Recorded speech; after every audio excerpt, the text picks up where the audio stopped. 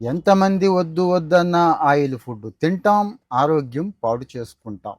సరే, oil food వద్దంటే వినరు కానీ ఆయిల్ ఫుడ్ ఎలాగో తింటున్నారు. తిన్న తర్వాత ఆయిల్ ఒంటికి పట్టేయకుండా, అంటే కొవ్వు రూపంలో ఒంటికి పట్టేయకుండా, పొట్టను పాడు చేసేయకుండా, పొట్ట ఒకటే అనుకుంటున్నామండి, పొట్టతో పాటు బుర్ర కూడా పాడైపోద్ది. ఎందుకు ఎక్కడికెక్కడికి మంచి కనెక్షన్ ఉంది కదా, గట్ హెల్త్ బ్రెయిన్ మీద ఎఫెక్ట్ చూపిస్తుందని.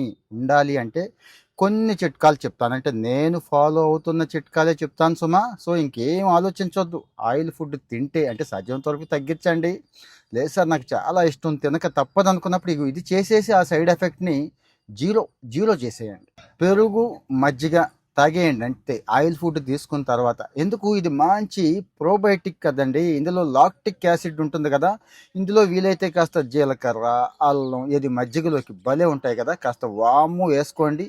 ఈ ఆయిల్ ఫుడ్ తిన్న ఎఫెక్ట్ని ఆల్మోస్ట్ ఆల్ తగ్గించేస్తుంది. 2 నీళ్ళు తాగండి. ఏది తిన్న తర్వాత మరి ఇష్టం ఉన్నా లేకపోయినా కాస్త గోరువెచ్చని నీళ్లు తాగితే ఆయిల్ ఆ ఒంటికి కొవ్వు రూపంలో పట్టేయకుండా కాస్తో కోస్తో తగ్గిస్తుంది. అదే గోరువెచ్చని నీళ్ళలో కాస్త టీ సాషేలండి, ఏవి గ్రీన్ టీ లాంటివి ఉన్నాయి కదా, అవి తీసుకుంటే ఇంకా సూపర్ అన్నట్టు.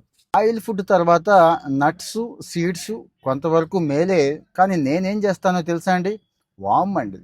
కాస్త ఇంత వాము తీసుకొని నవ్వులేస్తాను. కాస్త కారం కారంగా ఉంది అనిపించినప్పుడు కాస్త ఖర్జూరం, చిన్న బెల్లం ముక్క పెట్టుకుంటాను. లేదంటే వామ్ టీ మామూలుగా ఉండదు అన్నట్టు. ఏది బిర్యానీ తిన్నాక వామ్ టీ చేసేస్తే almost all biryani side effect సగం తగ్గిపోతుందండి. ఇవన్నీ ప్రాక్టికల్గా నేను చూసినవే. డైటీషియన్స్ కూడా ఇవే చెప్తారు, కావాలంటే మీరు గూగుల్ కూడా చేసుకోవచ్చు. అలాగూ ఆయిల్ ఫుడ్ తింటున్నాం అన్నప్పుడు దాంతో కలిపి ఫైబర్ తీసుకోండి.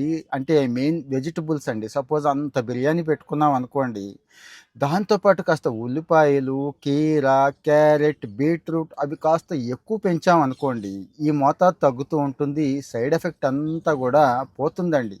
ఎక్కువ బిర్యానీ తింటున్నాం కదా మనం, అందుకే ఎగ్జాంపుల్ చెప్తున్నాను. ఇక్కడ గ్రీన్ టీ చెప్పాను కదండి, దీనికంటే కూడా అల్లం టీ భలే పనిచేస్తుందండి. జింజిరాలు ఉంటుంది కదా, అది మొత్తం ఆయిల్ అంతటిని కూడా అలా కరిగించేస్తుంది అన్నట్టు. కానీ మనం చేస్తున్న పెద్ద ప్రమాదం ఆయిల్ ఫుడ్ ఫుల్గా పీకేసి తర్వాత మళ్ళీ ఐస్ క్రీమ్స్ అయ్యి మింగేస్తామండి. అది ఇంకా ఇంకా డబుల్ ప్రమాదం అండి, గుర్తుంచుకోండి.